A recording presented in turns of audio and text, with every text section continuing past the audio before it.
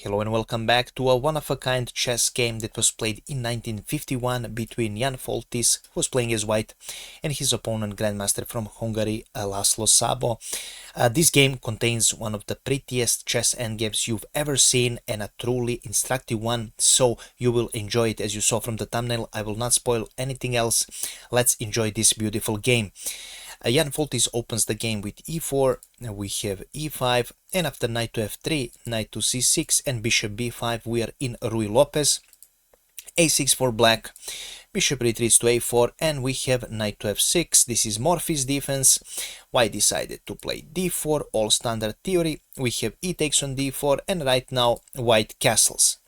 Black continues with bishop to e7, getting ready for castle, and white continues with e5, attacking this knight.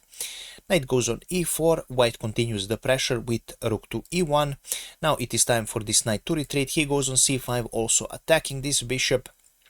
Jan Foltys in this moment decided to ruin the pawn structure of his opponent, and after d takes on c6, now it is perfectly fine to take this pawn and retrieve the material. We have castle by black, white continues his development with knight to c3, and right now we have f5 move by black. And this game, of course, white had this opportunity, but after e takes on f6, bishop f6, the game is equal, and white developed his bishop. Black developed his bishop, white didn't want to do that, and after f5 he went knight c to e2. Game continued with knight to e4, now centralizing this knight. White doesn't want to allow this knight to stand there because it's really powerful, and he plays f3. We have knight to g5 retreating, and right now we have c3 on the board protecting this knight and making sure that this knight can move. We have c5 attacking this knight. We have knight to c2 offering the trade of queens. For now black refuses and he plays knight to e6. Our game continued with knight to e3, slightly shuffling the pieces, and right now we have f4 attacking this white knight. White decided to trade queens, and after rook takes on d8 we have knight to g4, jumping there on a really nice square and also attacking this pawn twice. So right now black has to find an answer in order to defend this pawn. He decided to play bishop to g5, and right now we have knight to f2 played for white. White again reroutes his knight, he wants to go on e4. We have bishop to d7. Finally black decided to develop this bishop and also connect his rooks, and we have knight to e4. By the way, you probably noticed that after bishop to d7, knight to d3 was a possibility, attacking this pawn 3 times, but this simply doesn't get you that much, because after rook to f8 your pawn is simply defended and black is doing slightly better here. So after knight to e4 we have bishop to h4 attacking this rook. White blocks with g3, we have f takes on g3, h takes on g3, and this bishop retreats to e7. Black has a bishop pair advantage, but his bishops are still kind of locked, so black has to find a way to use this bishop pair if he can. We have knight to f4 trying to trade knights. Black accepts, and after bishop takes on f4 we have bishop to c6. So finally this black bishop is finally free here. Black finally found a good spot for this bishop. King to f2, white now activates the king. It is always important to activate the king in the endgames. We have rook to d3, slight invasion of the black rook in the white's camp. We have rook to e3, immediately offering the trade. Rook takes on e3, king takes on e3, and right now king to f7 is played, simply to stop this pawn from going on e6.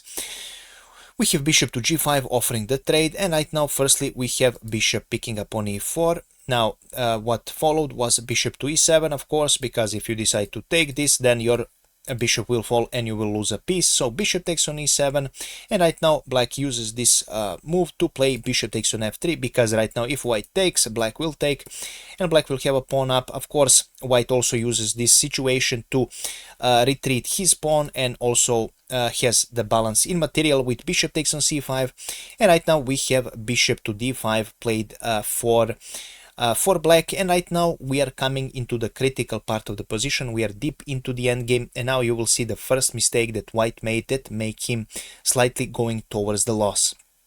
This move was a4. And what was white's idea? So white noticed that this pawn is hanging here, so white simply wanted to play a4 and go let's say rook to d1 or maybe rook f1 check and try and develop this rook and put him on some open files. Although this is an opposite color bishop and mostly will be a draw, with a4 these chances are getting slimmer. The way how white should have continued is actually playing b3 instead of this. And why? Well, right now this bishop, as you can see, has not many free squares. He cannot go here, cannot go here, cannot go here, he cannot go here, and he also can only go on a3. He can go on b4, but you will see now in the next few moves, b4 and a3 are for now the only free squares. If he retreats here after pushing, he will be trapped. So black, Laszlo Szabo, sees this and now he plays a b6, immediately attacking this bishop. So now it is pretty obvious that these two are the only free options here for this dark squared bishop. We have rook to f1 firstly for white, king goes on g6, and right now the only good square is bishop to a3. Of course you can go to bishop b4, but if you go bishop b4, black will simply play a5 and he will push your bishop again. So bishop to a3 was played, and right now we have a5 nevertheless.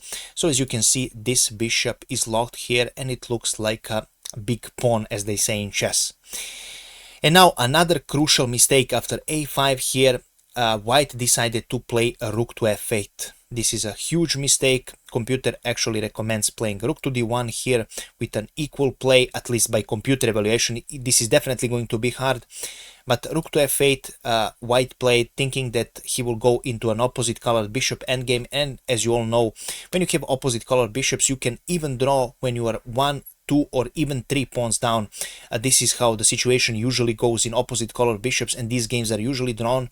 So that was the white's idea. But after rook takes on f8, bishop takes on f8, this is actually a lost endgame, and I will now show you why. Black continues with king to f7, again attacking this bishop. You don't want to give this bishop a breathing space. You want to trap him and you want to cripple him as much as you can. After bishop to a3, now it is time to pause the video and let me know if you can find the winning move here for black. It's not an immediate win, but the strongest move that actually gets to our theme of the day of crippling this bishop. If you found brilliant bishop to b3, congratulations. Now this idea with this move is not actually to take the pawn. You will take the pawn, but you will not rush with it. The point is that you want to actually block the b pawn from moving, and when you block this pawn, this bishop can only stay on this diagonal, and this diagonal is blocked. This is a completely lost a pawn endgame, because you have a bishop that is like a pawn, and black will use this to try and win the game easily. White simply cannot stay and wait here because this is a completely lost endgame. So that is the reason why c4 is played here, with the idea to, if you take with bishop takes on c4, white will play b4, and after a takes on b4, let's say bishop takes on b4, this is a slight advantage here for black, almost 1 pawn. No, not almost, but it is 1 pawn advantage. But still, this is an opposite color bishop. This bishop is in the game right now, and white can seriously try for a draw, and he will probably draw this game. After c4, if bishop takes on a4 is played, then after c5 and b5 here, white can continue with b4 and try and play for a draw. It's gonna be difficult, but still this bishop will be alive and you can try and play for a draw. But after c4, of course, Szabo sees the white's intention and he plays another brilliant move, which is c5. No moving away for this bishop. This bishop must stay locked here. Game continued with king to d3 for white. So white now sees, okay, we have to somehow force this bishop to move. This is my only chance, and it looks like white king will be here in time to pull away this bishop and simply force him to move. After this he will play b3 or b4 and he will be able to put this bishop in the game. But right now Szabo plays king to e6, and after king to c3, can you spot another brilliant move here for black? How to save this bishop? Do you want to save this bishop? What is the strongest move of the position? Well, the strongest move is actually to leave this bishop here, because this bishop serves his purpose. He is blocking this bishop, the opponent's bishop, and he also doesn't need to move here because black played h5. Black noticed that this is you will have a free passed pawn here, and there is simply not enough time for white to do anything. White decided to take. We have g5 on the board for black, and after king to c2 we have h4. Now h3 is coming, so you have to take, and after g takes on h4 on the move 42, Jan Foltys decided to resign the game. Why? Because this bishop simply doesn't have enough time to come and rescue this pawn and try and stop the promotion. King obviously is not in the square. As you can see, king has to be somewhere around here to be in the square. King is unfortunately not in the square. He needs like 2 moves to come, and if you try with b3 to go like this and this way, there is not enough time, because after h3 bishop to c1, h2 black is simply too fast and he will promote and win a game. And this was all I prepared for you today, guys. I really hope you enjoyed it. If you did, please make sure to leave a comment, like, and share this video with other people who enjoy chess. Of course, if you found this useful. If you had some similar situations, do let me know. If you wish to support the channel, you will find the tipping page in the description below. If you wish to learn chess, I can highly recommend the community I will share with you in the description as well. If you have any other questions, if you think I missed something in the analysis, do let me know. I really enjoy reading your comments and answering them, and we will see each other in the next video. I really thank you for watching and paying attention to this wonderful game. Have a nice day. Bye bye.